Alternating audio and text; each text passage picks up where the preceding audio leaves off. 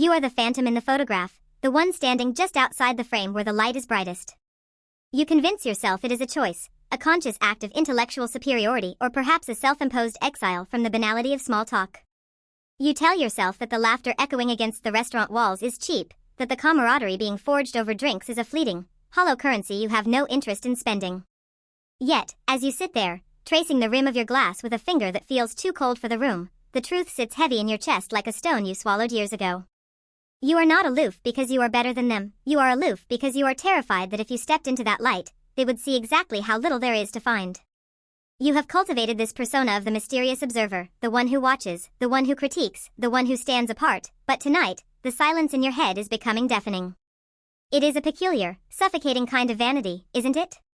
To believe that you are so uniquely damaged, so fundamentally distinct from the mundane reality of human connection, that you must remain a spectator in your own life to preserve the integrity of your isolation.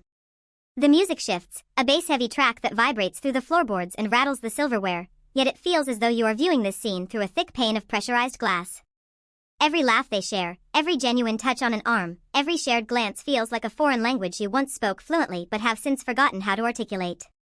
You watch the person sitting across from you, someone you once considered a confidant, now reduced to a mere silhouette in your periphery. They are telling a story, something about a mistake they made at work, and the table erupts in that effortless, kinetic energy that you once possessed. You want to lean in.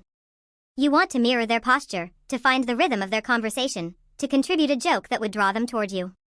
But the ego, that protective, parasitic beast, whispers a warning: if you join in, you will be seen. And if you are seen, you will be measured. And if you are measured, you will inevitably be found lacking. So, you retreat further into the chair, adjusting your expression into that familiar, unreadable mask of cool detachment. Your mind becomes a battlefield of overanalysis. Why is he looking at his phone? Did you say something stiff 5 minutes ago? Is your silence being interpreted as wisdom or as arrogance? It is neither, really. It is a desperate, frantic scramble to remain invisible. You start dissecting the geometry of the room, the way the light catches the dust motes, the specific shade of boredom in someone's eyes, anything to avoid looking at your own reflection in the dark window beside you. The irony is sharp enough to draw blood. You feel lonely because you are alone, but you are alone because you have convinced yourself that being part of the pack requires a sacrifice of the intellect you are not prepared to make. You have weaponized your own social awkwardness and labeled it as discernment. You think that by staying on the periphery, you are protecting a pristine, fragile identity that would be shattered by the friction of genuine human interaction.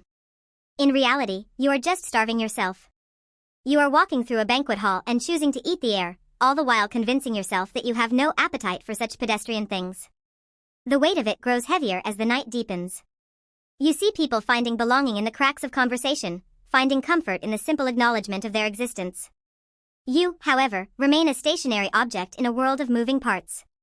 You wonder if they can feel your vibration, that low-frequency hum of someone who is physically present but existentially ghosting. Sometimes you fantasize about breaking the spell, about standing up, knocking your glass over, and screaming something utterly nonsensical just to see if the world would stop or if they would simply glance at you with mild annoyance before returning to their stories. The fear of being ordinary, of being just another person who needs to be liked, has become a cage with bars made of your own pride. You worry that if you let down the wall, if you admit that you are just as hungry for connection as the loudest person at the table, then your entire identity, this carefully constructed facade of the enlightened outsider, will collapse like a house of cards in a storm. And who would you be then? Just a person. An average, messy, longing, human person. And that, to your twisted internal logic, is a fate far worse than the silence you currently endure. So, you continue the dance. You offer a polite, thin-lipped smile when someone makes eye contact. You nod at the right intervals. You keep your internal dialogue running at a fever pitch, critiquing your own behavior, adjusting your mask, checking for leaks. You are the architect of your own isolation, drafting blueprints for a fortress that has become your prison. The disconnect is not just from them, it is from yourself. You have spent so much energy curating this image of the untouchable observer that you no longer know how to simply be. You are a narrator who has forgotten that he is also a character in the story. The tragedy isn't that you aren't wanted, the tragedy is that you have become so skilled at hiding that even if someone reached out to pull you into the light, you would likely pull away, convinced they were only trying to expose your vulnerability. You are watching the world drift away, one social cue at a time, tethered to the shore by nothing but the desperate, irrational need to be the only one who didn't try too hard to be seen. The truth, cold and unvarnished, finally settles behind your ribs as the gathering begins to wind down. There is no grand enlightenment, no sudden epiphany that repairs the years of self-imposed exile. There is only the recognition of the transaction. You have traded intimacy for safety, and you have realized, far too late, that the safety was an illusion.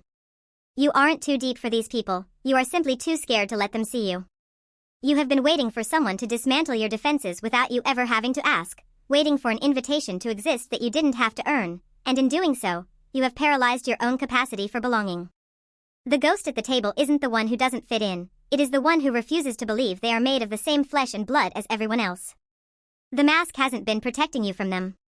It has been protecting the world from the realization that you are just as terrified of being alone as everyone else is.